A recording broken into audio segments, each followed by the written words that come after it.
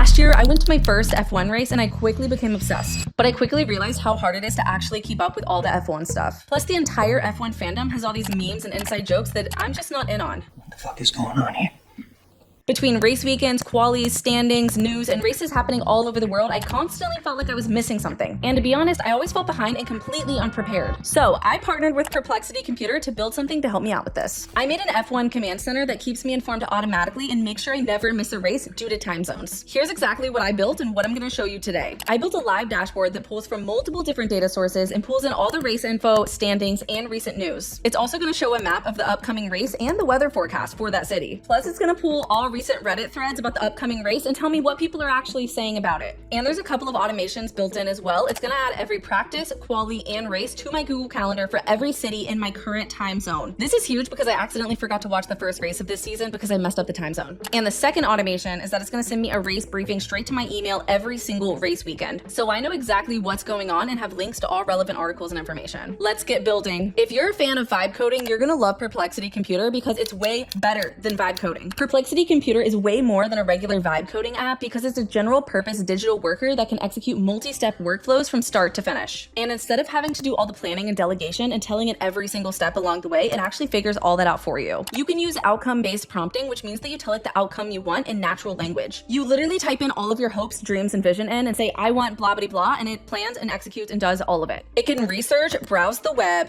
build deliverables, connect tools, and complete multi-step tasks autonomously. And what makes it actually different than other tools is that it automatically selects the best AI model depending on your task, and it automatically creates specialized agents whenever needed. And more importantly, keeps projects moving without constant supervision and approvals. So rather than building every single step of this dashboard manually, I'm just going to tell computer exactly what I want and put all of my dreams and vision in there and let it execute the entire thing on its own. So now I'm going to put in my very first prompt and just describe what I want and see what we get on the first build. And I don't even know which AI models to use for this, so I'm going to let it just automatically select based on the outcomes I want. This is the exact prompt that I'm going to put in. I want a live F1 dashboard with all the 2026 season data. I want to track driver and constructor standings, a race calendar, predicted weather forecasts, any current news, and then I'm also going to take it a step further and ask it to work with a few different tools and do some automations. I don't know if it can handle all this in the first go though, but let's try it. I added in the automation to add every practice, quali, and race to my Google Calendar in my time zone. And then we're also going to ask it for the race briefing that goes straight to my Gmail every race weekend and add me current standings into a Google Sheet that updates after every race. I literally just put in all that info and it's only asked me 3 follow-up questions, so I'll be honest, I am quite concerned here. I just brain dumped so many ideas. I expected it to ask me a lot more questions, but let's just see what happens. And to be honest, I don't know how long this is going to take, but I don't want to just sit here and watch it work because it kind of defeats the purpose, so I'm going to go take a little break. While my Perplexity dashboard builds the entire dashboard completely on its own, I'm going to take this opportunity to go get my nails done because believe me, it is time. Please do not zoom in on my nails. They literally look so bad, so let's go get them done. One eternity later. Okay, I just got my nails done. I definitely don't think Perplexity needed that long to build my dashboard, but I can't wait to go home and see what it built. And here's my nails.